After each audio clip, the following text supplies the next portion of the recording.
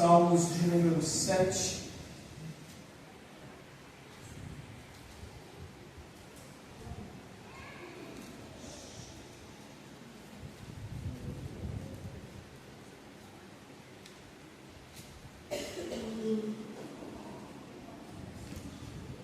Vamos ler do 12 ao 17.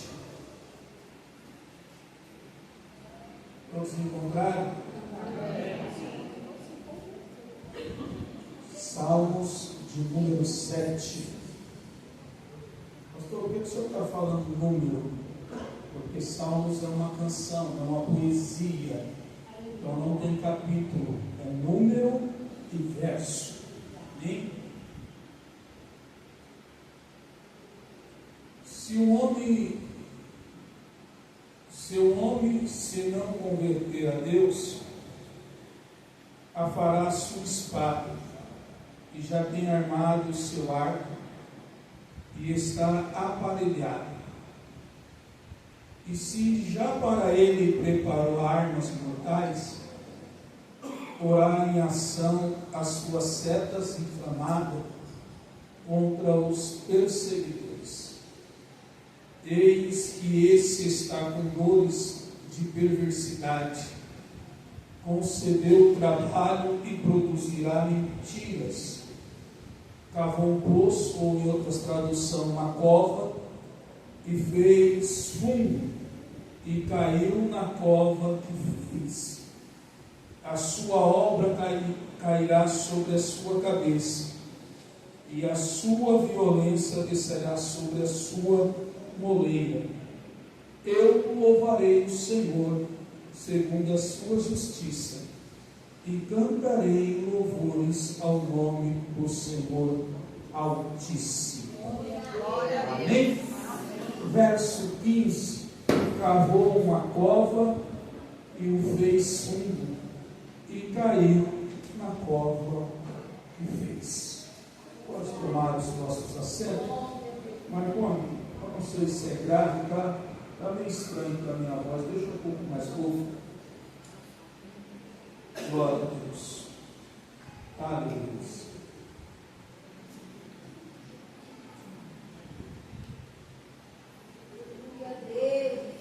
Vamos falar das grandezas de Deus.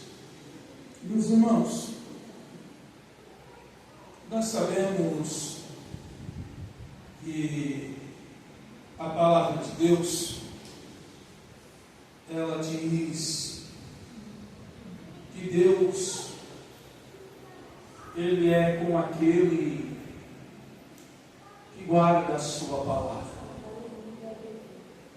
Ou, numa linguagem mais clara, Deus é com aquele que teme, que obedece os seus princípios, que anda com o nosso Deus em concordância com os seus princípios. Porém, todos nós, se já não se indagamos a nosso texto, mas já paramos e nos perguntamos, por que parece que para quem não leva as coisas de Deus a sério, porque parece que aqueles que não têm comprometimento com a obra de Deus, com aqueles que até mesmo usam o nome do Senhor em vão, porque parece que para esses as coisas parecem ser mais fáceis, parece ser mais tranquilo, ou melhor dizendo, para aqueles que andam na contramão das coisas certas, aqueles que vai pelo lado da injustiça, aqueles que andam pelo lado da mentira, aqueles que andam pela perversidade, por que parece que é mais fácil? Por que parece que as conquistas deles são mais rápidas do que aqueles que permanecem fiel, do que aqueles que permanecem em santidade, do que aqueles que permanecem no temor do Senhor, do que aqueles que levam uma vida de oração, aqueles que confiam, espera na promessa do Senhor. Porque parece que para esses as coisas acontecem de vento em popa. Parece que as vitórias deles não são tomadas à força, não é em guerra, não é em... Parece que as coisas acontecem naturalmente. E parece que a gente tem que matar um leão, um urso, tem que guerrear para poder uma porta se abrir, para poder algo acontecer. Eu estava nessa tarde meditando numa história e veio esse versículo no meu coração. Eu tenho uma palavra de Deus para a sua vida. Não é um culto profético, não é uma campanha profética, não é uma palavra para você viver o ano inteiro, mas é uma palavra que não vai voltar vazia, mas ela vai cumprir o propósito para qual ela foi enviada para a sua vida. Eu não sou tão velho de idade, eu ainda espero ter os cabelos brancos, a barba já está ficando cavanhaque quando cresce. Eu espero ainda pescar a dentadura da pastora Thaisa num copo e ela pescar a minha no outro, do lado do criado mudo. Eu ainda espero viver ao lado dela na minha velhice, se Jesus não voltar, né, meu presbítero? Se ele voltar, eu prefiro ir embora.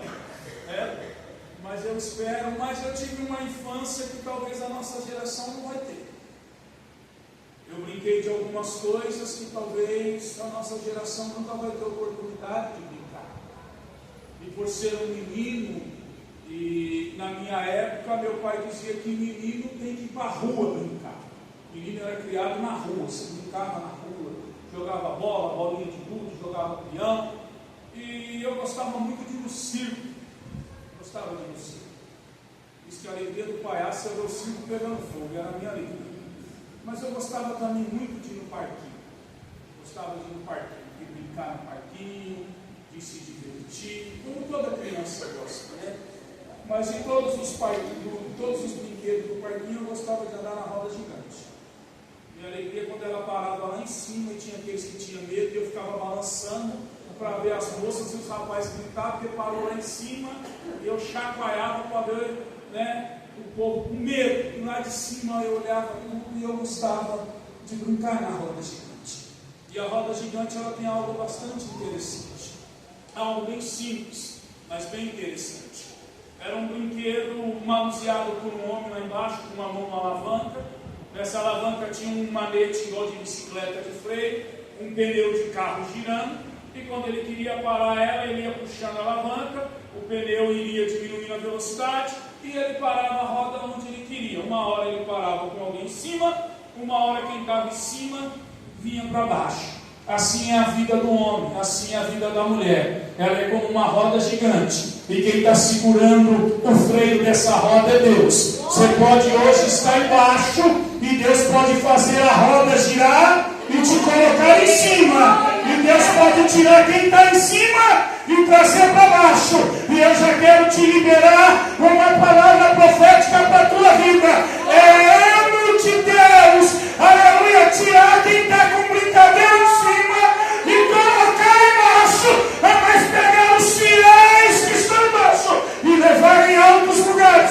Eu tenho uma palavra de Deus para a tua vida. A cova de cavalo para você. Porque o laço será quebrado e a vitória será chegada. Deus está no controle de tudo.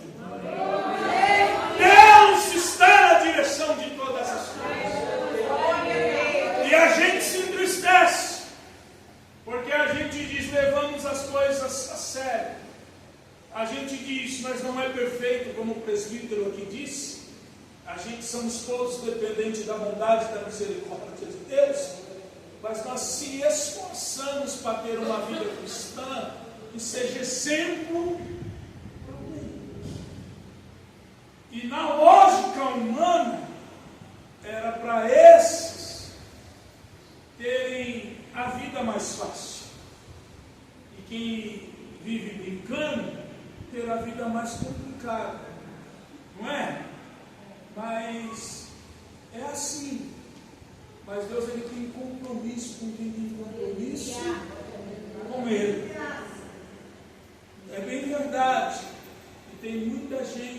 exercendo altas posições. Muita gente tem lugares de destaque e de honra, não só dentro da igreja, mas no trabalho, mas na empresa, em todas as áreas da sociedade.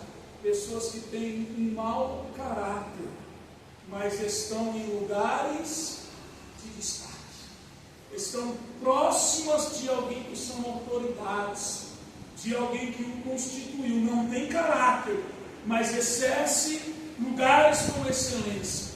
A Bíblia vai dizer que o nome desse homem é Amã. Ele é próximo do rei Assuero. Aonde o rei está, o rei se consulta com ele, o rei conversa com ele tem a liberdade de entrar no palácio, ele tem a liberdade de sair do palácio, ele aconselha o rei pergunta a ele o que deve se fazer, mas na porta tem alguém que serve a Deus, na porta tem alguém que tem princípio, na porta tem homem temente, e quando ele passa, por ele ser alguém próximo ao rei, ele busca a glória para si, ele quer que todo mundo se prostre, que todo mundo bate continência. Mas Amã aprendeu que ia adorar somente e se curvar perante a Deus. Naamã não se rende, Mardoqueu não se rende, não se prostra, não se curva. E toda vez que o homem passa por ele não se prostrar, o homem fica enfurecido. Só que um homem está na porta, só que um homem é fiel à sua liderança. Ele é fiel à sua nação. Ele é fiel ao rei. 2 homens que são copeiros do rei vai armar uma emboscada para tentar pegar o rei. Ele está sabendo e ele defende, ele denuncia. Só que o que ele fez de bom não chegou até o rei. O que ele fez de justo não é do conhecimento do rei. Ele continua na porta, ele honra o rei, ele honra a nação, ele honra a Deus, e ele está na porta. E alguém na porta lhe persegue, e alguém na porta trama contra ele, e alguém na porta está enfurecido por ele, porque para mim ele não se baixa, porque ele não bate continência, porque ele não exalta o meu nome, mas Mardoqueu continua na porta, ele não negocia os seus princípios, ele não negocia o seu valor, ainda que o seu superior não tenha um caráter moldado, ainda que ele não é fiel, Mordecai permanece fiel na porta. Ele permanece fiel. Ele está na sua liderança armando contra a nação de Israel. Vai chegar até Esther. Esther é uma das mulheres que está se preparando. E a Esther não pode entrar na presença do rei sem ser convocada. O povo está jejuando 3 dias e orando. Esse homem quer exterminar os judeus da face da terra. Chega o convite para Esther, chega o comunicado para Esther. Esther se coloca e diz: eu vou procurar o rei. Ela se veste, lá no capítulo de número 5, depois você lê na sua casa, você vai ver no capítulo 6, no 7, no 8, e ela vai ter com o rei. E quando ela vai ter com o rei aponta o cedro para ela e diz: qual é o desejo do teu coração, rainha? E qual é a tua petição? Ela poderia já falar para o rei: olha, rei, Amã é um mau caráter, ele está armando uma cilada contra o judeu, ele está perseguindo um homem na porta. Ela tem sabedoria e ela fala para o rei: venha você e Amã ao meu banquete que eu quero dar para o meu rei. E Amã se sentindo honrado, dizendo: olha, só eu e o rei vamos estar no banquete da rainha. E ele vai todo cheio de polpa. E quando ele chega na sua casa, ele conta para sua esposa, para os seus amigos, tudo está acontecendo e alguém dá um conselho para ele e diz: olha, já que você está dizendo que esse judeu que está na porta não se prostra para ti, faça uma forca para que você venha enforcar ele. E ele constrói uma forca. A rainha está esperando ele para o banquete. Quando ele vem ao banquete, ele vem com a intenção de matar Mardoqueu, que está na porta, e exterminar os judeus. Deus, antes da rainha lhe contar quem era o caráter de Amã, Deus vai mostrar quem é primeiro o caráter de Mardoqueu. O rei vai pedir para vir os músicos tocar, e ele vai deitar para dormir, mas Deus vai lhe tirar o sono. Deus vai lhe tirar o sossego, porque aquilo que ele fez, correto, justo, honesto e verdadeiro, não chegou ao conhecimento do rei. E o rei está sem sono e vai pedir para trazer um livro. E vai começar a ler e vai ver no registro o que esse homem que está na porta fez. Quando o banquete acontece, o rei olha de novo para a rainha e diz: qual é o teu desejo? Qual é a tua petição? Só que o rei já está sabendo qual é o caráter de Mardoqueu. Qual é a sua conduta, qual é a sua origem. E quando ele manda chamar Amã, e que Amã entra na sua presença, Amã é alguém que ele idolatra a si mesmo. É aquela pessoa que acha que tudo tem que acontecer em torno de si mesmo ou só para si mesmo. O rei pergunta para ele: o que você deve fazer para honrar alguém que fez algo de bom? E ele, achando que é ele começa a dar um conselho para o rei daquilo que ele desejava que fosse feito com ele.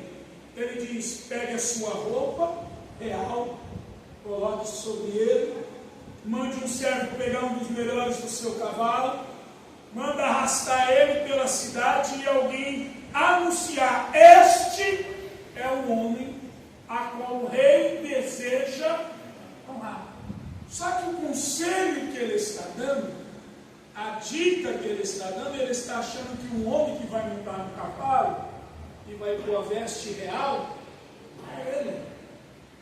Mas quem estava lá na porta sendo desprezado, perseguido, sem nenhuma razão, só porque é crente, só porque louva ao Senhor, só porque tem paz de espírito, está lá na porta.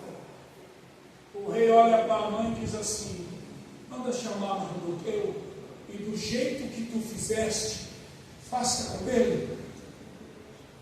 Imagina agora, irmão, a Bíblia não diz, mas eu fico imaginando Amã puxando o cavalo pela cidade e dizendo: esse é o homem em que o rei deseja amar. Aleluia! Eu imagino aquela cara, sabe, o semblante dele deve ter segurado, deve ter caído, porque no coração dele era a vaga, ele achava que era para ele, a oportunidade ele achava que era para ele, a honra ele achava que era para ele, mas Deus estava vendo a fidelidade de alguém, aleluia, que não se curvou, alguém que não, aleluia, caiu por caminhos de injustiça, mas que permaneceu fiel.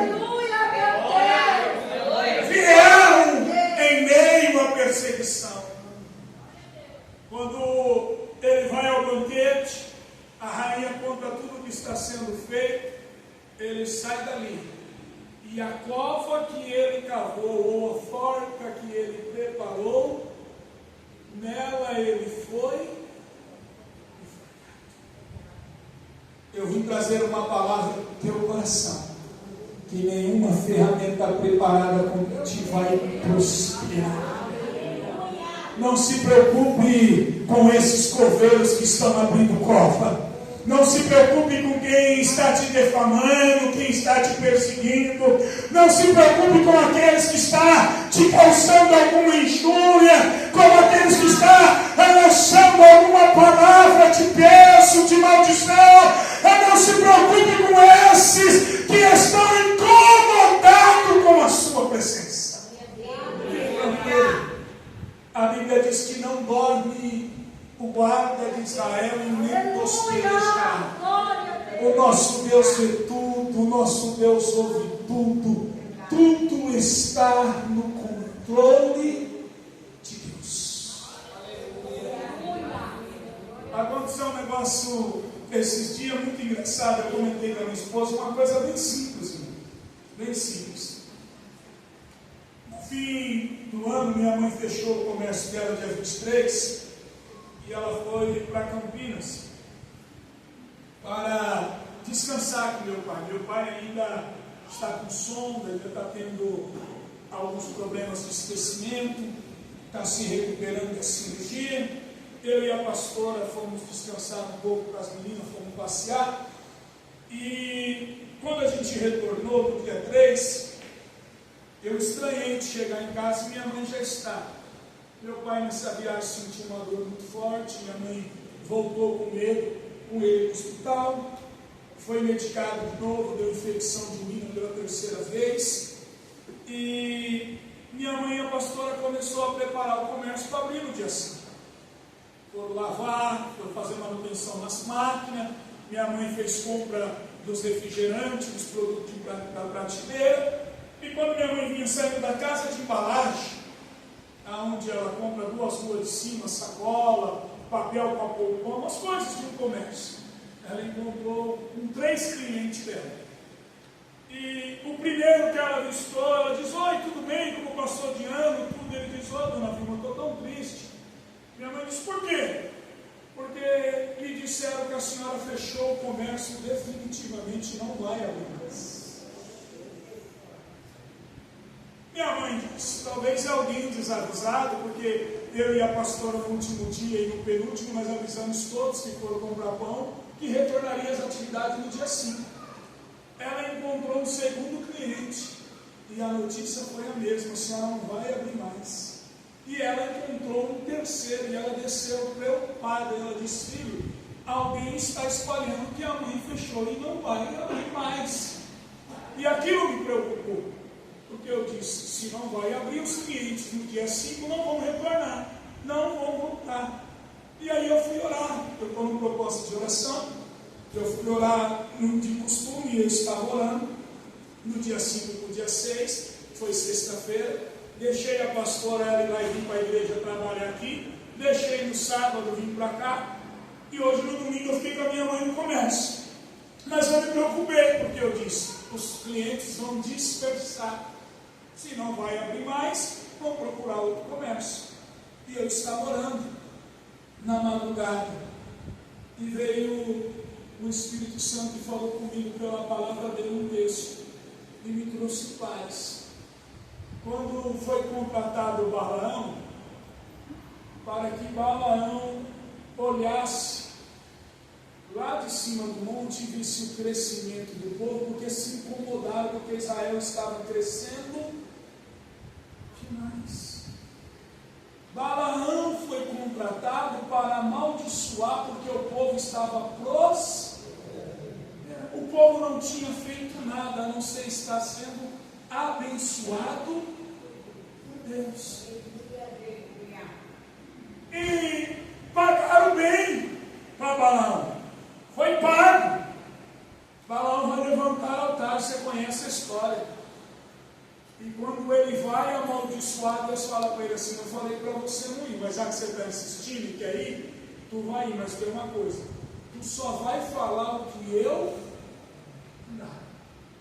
E quando Balaão sobe lá em cima e vê o povo e o rei está esperando ele amaldiçoar, Balaão olha para o rei e diz assim: eu não posso amaldiçoar quem Deus já abençoou. Não tem, irmão, como amaldiçoar quem Deus decidiu honrar. Não tem como amaldiçoar quem Deus já determinou